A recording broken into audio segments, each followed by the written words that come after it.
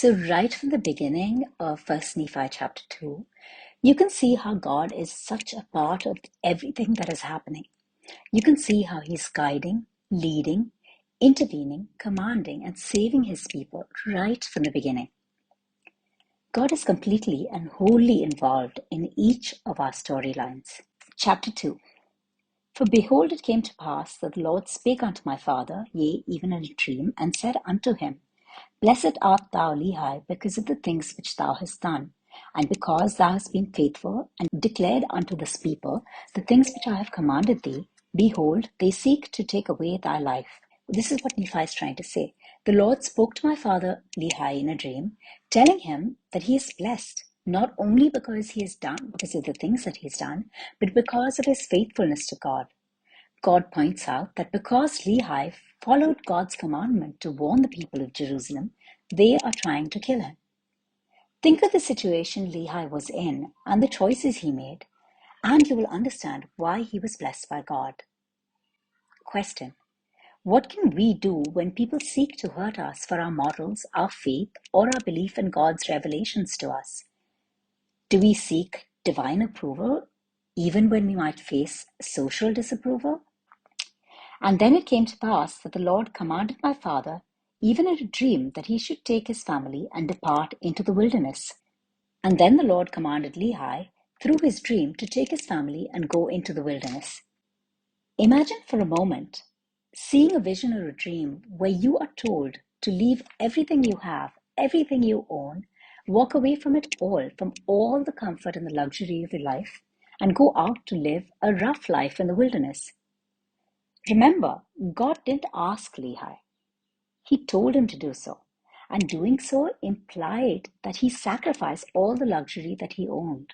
And Lehi did what God told him to do. And it came to pass that he was obedient unto the word of the Lord, wherefore he did as the Lord commanded him. And Lehi did what God told him to do. Question: God gives Lehi a commandment to leave Jerusalem, and Lehi listens to it without questioning and does what he's told to do. Remember, God is often able to see situations and how they will turn out in the long run in a much better way than we are. Sometimes his revelation or messages to us may be warnings. Sometimes they may be endings where he tells us to leave a particular situation, a friendship, a job, or even a relationship. God most often does not give you a reason why he wants you to do something. He just commands you and expects you to obey. The blessing that you receive comes after the sacrifice, just as the witness of the Spirit comes after the trial of your faith. This is from Ether 12, verse 6.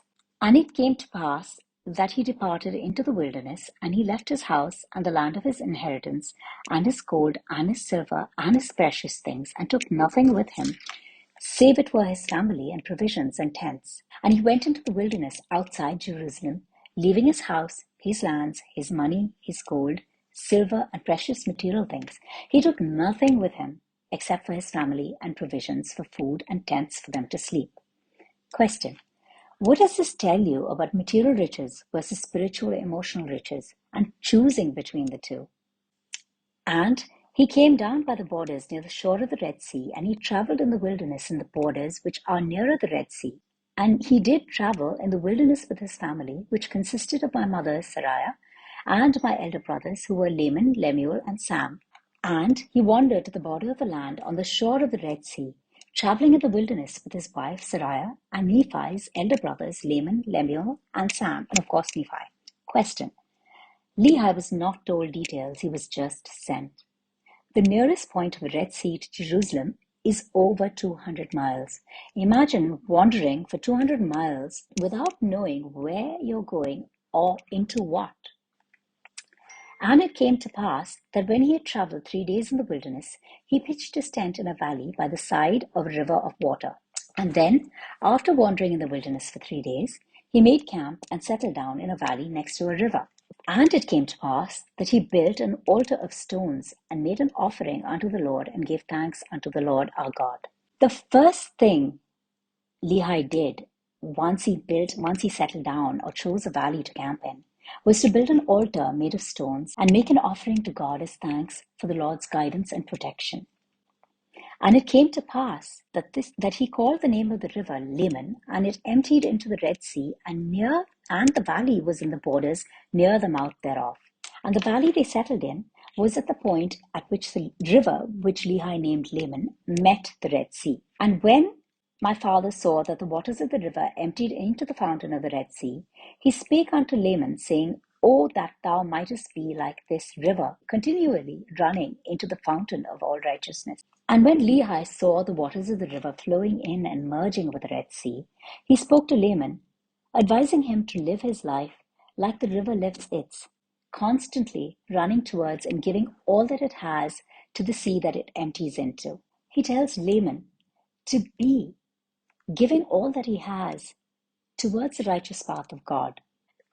And he also spake unto Lemuel, O thou that mightest be like unto this valley, firm and steadfast and immovable in keeping the commandments of the Lord.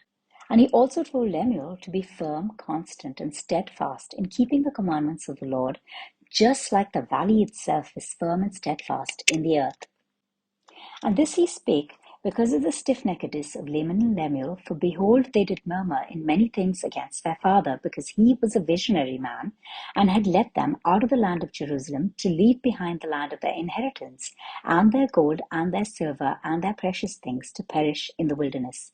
And this they said he had done because of the foolish imaginations of his heart.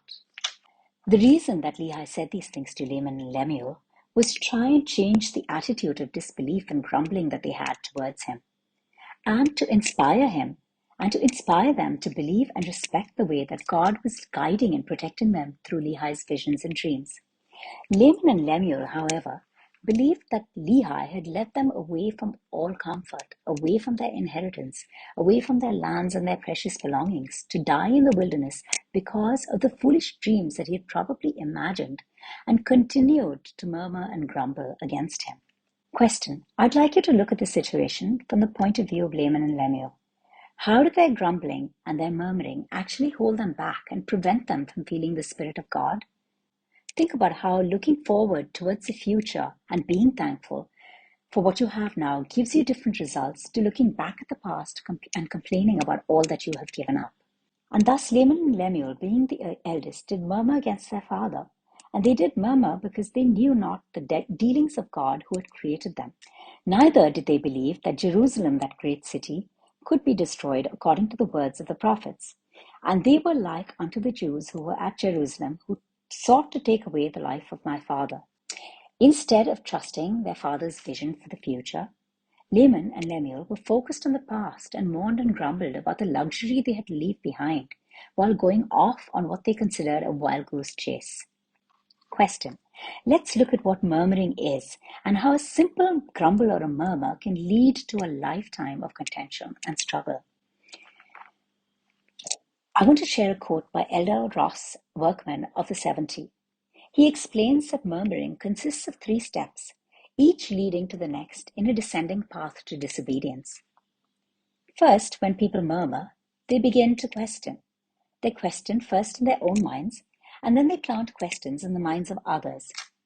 Second, those who murmur begin to rationalize and excuse themselves from doing what they have been instructed to do. Thus, they make an excuse for disobedience. Their excuses lead to the 3rd step, slothfulness in following the commandment. Can you see how Laman and Lemuel's murmurings ended up making them struggle? They also did not believe that the city of Jerusalem would be destroyed, like the prophets, including their own father, said it would be.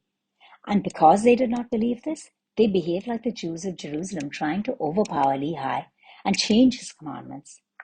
Had they known the dealings of their Creator, had they known the ways of God, they would have remembered the flood, the Tower of Babel, Sodom and Gomorrah, the Lord's dealings with Egypt in the days of Moses, and even the destruction of the northern kingdom by the Assyrians.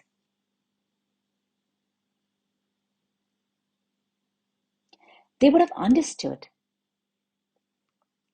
Had they known the dealings of their Creator, they would have remembered the great flood, the Tower of Babel, and the Lord's dealings with Egypt in the days of Moses. They would have even have remembered the destruction of northern Israel by the Assyrians who took it over. They would have understood a pattern in which the Lord preserves the righteous and destroys the wicked when they deserve to be destroyed. It came to pass that my father did speak unto them in the valley of Lemuel with power, being filled with the Spirit, until their frames did shake before him. And he did confound them, that they durst not utter against him, wherefore they did as he commanded them.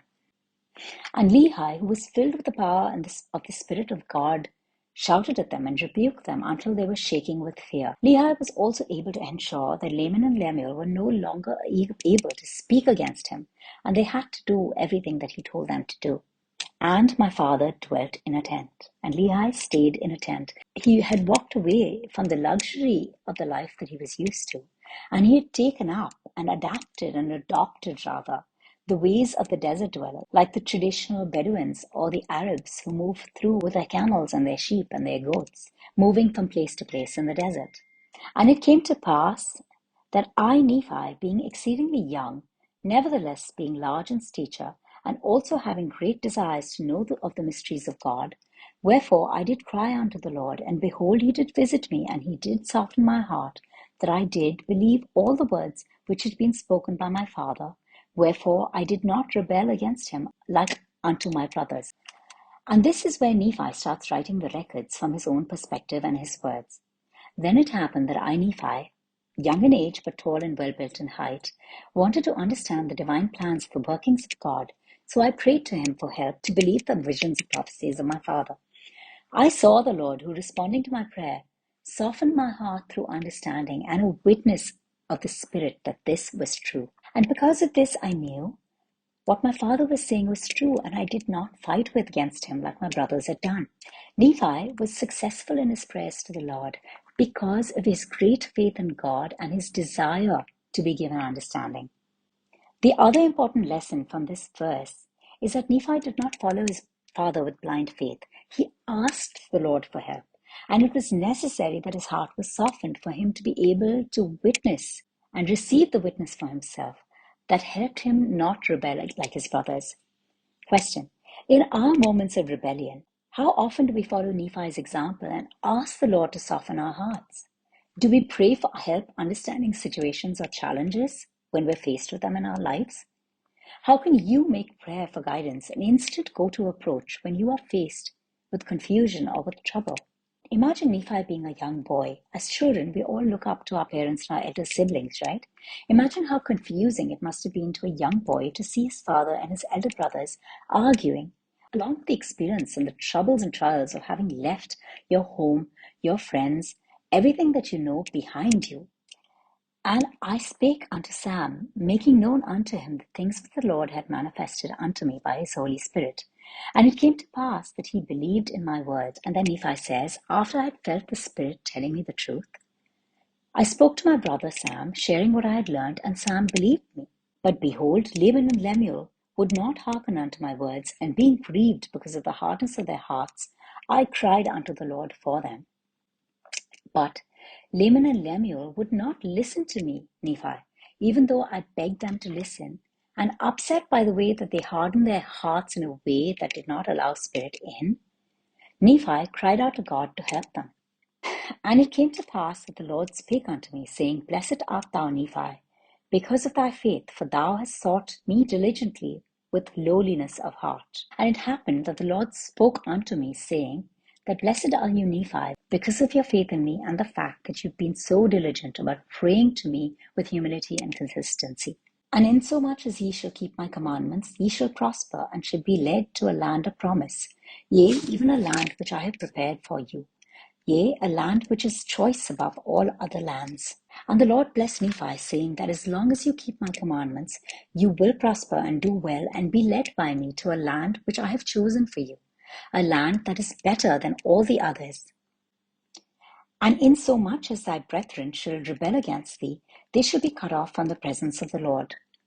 And as much as your brothers will fight against you, they will be cut off or denied the presence or the blessings of the Lord.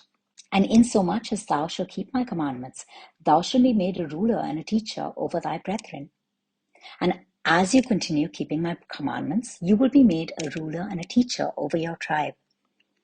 For behold, that in that day, when they shall rebel against me, I will curse them even with a sore curse, and they shall have no power over thy seed, except they shall rebel against me also. For you will see that on that day that they rebel against me, I will curse them, so they will have no power over your descendants, unless your descendants also rebel against me.